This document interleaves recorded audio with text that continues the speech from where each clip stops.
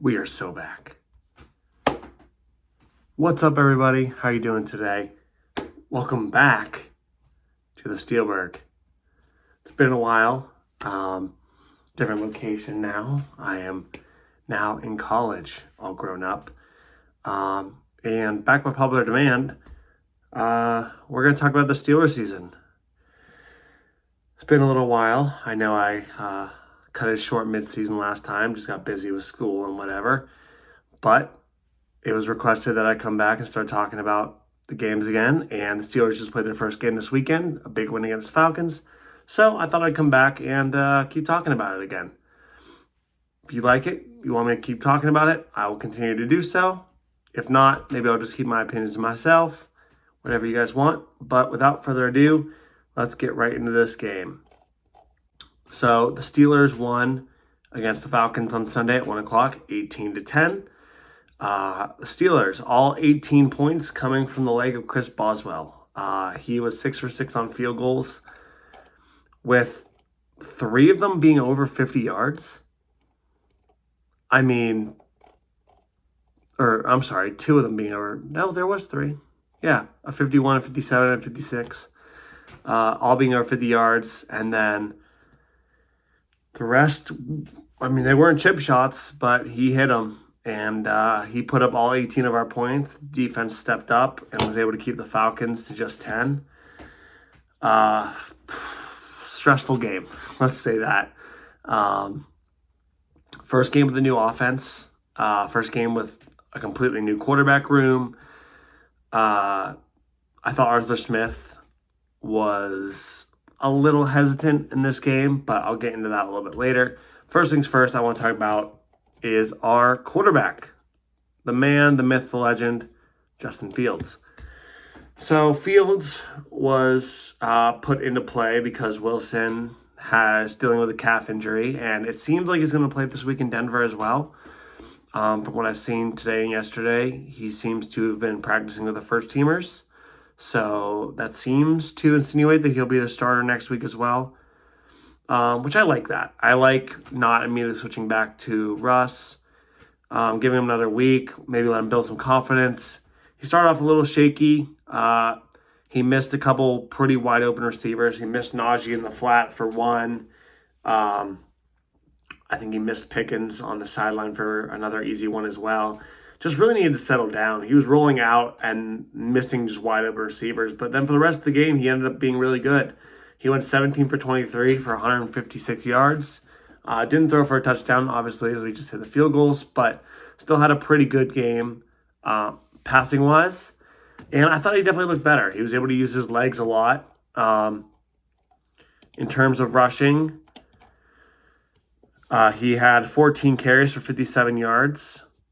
Still not quite beating out Najee for the lead. Najee went 20 for 70, averaging 3.5 a carry. So pretty good game on the ground. One thing that was a little scary is Warren was pretty silent in the ground game. In fact, Patterson got more touches than Warren did. Warren had 2 for 7 yards, and that's, 1 for -1 and 1 for 8 yards. It's not good when I can just name every time that I saw that player on the field. Patterson, I don't really remember his 4 carries. They weren't very memorable. 4 for 13 is meh. 3.2 a carry. And then Pickens just had the 1 rushing where he went backwards. As for receiving, as you can kind of tell from Fields' stats, receiving wasn't super impressive. Pickens led it 6 for 85 yards. A lot carried by the 1 deep throw in the fourth quarter that he kind of went down and got. Freiermuth, 4 for 27 was the next. And then a bunch of 1 catches.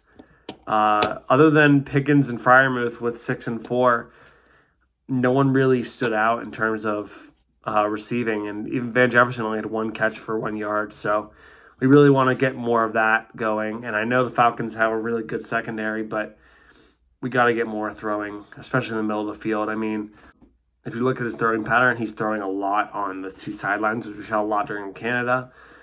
With Fields, I think that's a lot because he likes to roll out and throw, a lot of play action stuff, which I don't mind that, especially if we're taking deep shots down the sideline. as long as we're getting completions and we're pushing it down the field and it's not all dump offs, I'm perfectly okay with him taking the sideline throws. I wouldn't mind 1 or 2 shots down the middle. The one to Pickens was somewhat in the middle, and then there was one down the sideline deep to Pickens that was called offensive PI. But I'll talk about the referees because I have a good rant about that. Let me finish the defense first. So on to the defense for the Steelers. 2 sacks on the day, 1 from Montravius Adams and 1 to seal the game by TJ Watt. Hayward helped out on that 1 from Adams.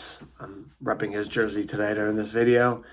And we had 2 interceptions, both from new joiners, Deshaun Elliott and Dante Jackson.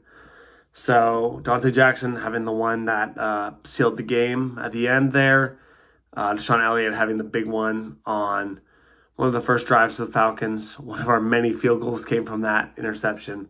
But other than that, not too much. If we just quickly look at the Falcons' stats here, not a lot through the air. Their leading receiver was Ray McLeod for 52 yards, only 4 receptions. Bijan had 5 for 43, a lot of screen passes. They used a lot of that. But if you look down here, Drake London, 2 for 15, really locked up by Porter there. And then Pitts had the lone touchdown of the game for the Falcons on that miscommunication. But really not a lot of production there for the Falcons. And not really rushing either. 18 for 68 for Bijan, 3 for 21 for Algier. Like, we really, our defense really locked them down, and it's just our offense. If we can get those in the end zone, this is probably a 30-10, 35-10 game if we can just put a couple of those in the end zone instead of kicking the field goal there. So now, Arthur Smith. So before I get on to the rant about the referees, which I know is going to be so entertaining for all of you, Arthur Smith. So, like I said, I thought that some of the passes were a little conservative. A lot of short stuff, a lot of sideline stuff. But there were some deep shots. I mean, you saw the one to George Pickens that was called back for offensive PI. The one that Pickens caught deep. So he's taking some shots. And while some of them, I mean, he's not missing throws as badly, I will say. After those first 2, which led to a lot of the incompletions of his 3 incompletions, really. I think he only had 6 incompletions. 2 of those were the bad throws at the beginning of the game, but he wasn't doing what you saw Kenny do a lot last year, where he would overthrow the receiver by 10 yards or completely have a miscommunication with the receiver where the receiver would cut back and he'd still throw it 20 yards past him. You weren't seeing that as much. So I definitely like to see that. A little more composure from Fields. And I love having his legs. I mean, Pickett could run, but Fields is just such a more dynamic runner. And he's a bigger guy. So he's able to kind of take those hits a little more. And with Pickett, there was some risk of injury in the past. He had a couple concussions, stuff like that. Fields doesn't really have that. So it gives me a little more confidence that he can take those hits and make those plays. And I think he's going to be really dangerous in the goal line with option plays. We just didn't really have a chance to get to the goal line during this game. And now on to the officials. Oh boy, what can I say about these officials? They were horrible. I mean, just absolutely horrible. And I mean, all of Steelers media online said it. I mean, Twitter, Instagram, everything. X, Instagram, everything. I mean, they were all saying the exact same thing, that the officiating was just awful. I mean, looking back at the replay, TJ Watt, this offsides call, it just wasn't offsides. So really, this game could have been 18-3 or better for the Steelers, because, I mean, it really shouldn't have been an offsides call. If you look at it down the line, he gets up before that ball snapped, but the ball's moving before he crosses the line. So that it was just perfectly timed. And the official, to his credit, he came up to TJ Watt at the end of the first half and was like, hey, I might have missed that one. So props to him for doing that. Humans make mistakes, but God, that wasn't the only one. I mean, the Falcons didn't have a penalty until halfway through the third. I mean, that just doesn't it just doesn't matter how disciplined your team is. That just doesn't happen. Okay, like for there to not be, you're telling me there's not one holding call against TJ Watt in the first half? Not one. TJ Watt wasn't held one time. They didn't do one thing wrong on any of the kick returns, anything like that in the first half. Come on. Like it's just not how it works. Like they did something, you just didn't call it. And it seemed like everything was going against the Steelers in the first half. I mean, you have George Pickens' offensive PI, which I've seen receivers do in every single game, and saw it the rest of the day watching the other games. I mean, that just wasn't pass interference, and that could have been a touchdown drive. So, like, you kind of have to wonder how many points were left on the board because of the officiating. And just crucial calls and crucial moments. The first one against TJ Watt was probably offsides. Against Highsmith was probably offsides. It didn't look great, but that second one was just absolutely atrocious. And then for it to lead to a touchdown, it's just wild to me. And then the last point I wanted to make on the officials was the Cameron Johnston injury. You can say that Killebrew pushed the defender into the punter. I didn't see that. I'm biased. I didn't see it. But you can say that, okay? But he's still going towards the punter in an attempt to make a block. He's putting out his arms, and he's making an attempt to make contact with the football, and he hits the punter. How in the world is that not at least running into the kicker? Because at that time, I believe it was a 3rd and 4. Which means running into the kicker is a 5-yard penalty, which at that point would have been a first down. How is that not at least running into the kicker?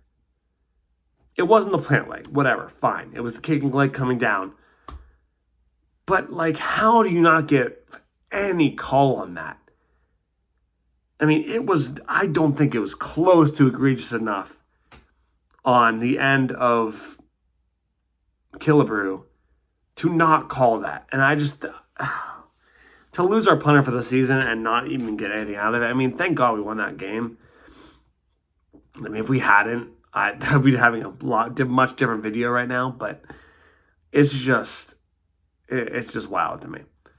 But regardless, Steelers get the win. They take this one 18-10. They go 1-0, and Bengals lost to the Patriots, Ravens lost to the Chiefs, and Browns lost to the Cowboys, which means we're first place in our division. And that's a beautiful, beautiful thing to see. Steelers will go to Denver to play the Broncos this weekend. Broncos 0-1 against losing to the Seahawks. I think this is going to be a tougher game than people realize, just because they did play the Seahawks tougher, and I do think the Seahawks are an above-average team. I don't think they're a great team. I think they're above average, and the Broncos held their own against them. So I think we're going to need more than 18 points, especially since we don't have Johnson to hold the kicks anymore. We're going to have Corliss Waitman, the punter we just signed, holding the kicks. But we'll see if we can get our first touchdown of the game in that one against the Broncos. That'll be at 4:25 on Sunday. And if you like this video, I'll give you another review after that one. Hopefully, we're talking after the Steelers are 2-0. Hopefully, everyone else in the division is 0-2, although they have some fairly easy matchups. But, welcome back. It's good to be back on my end. Good to be talking about the game again. And have a good evening, morning, afternoon, and I'll see you in the next one.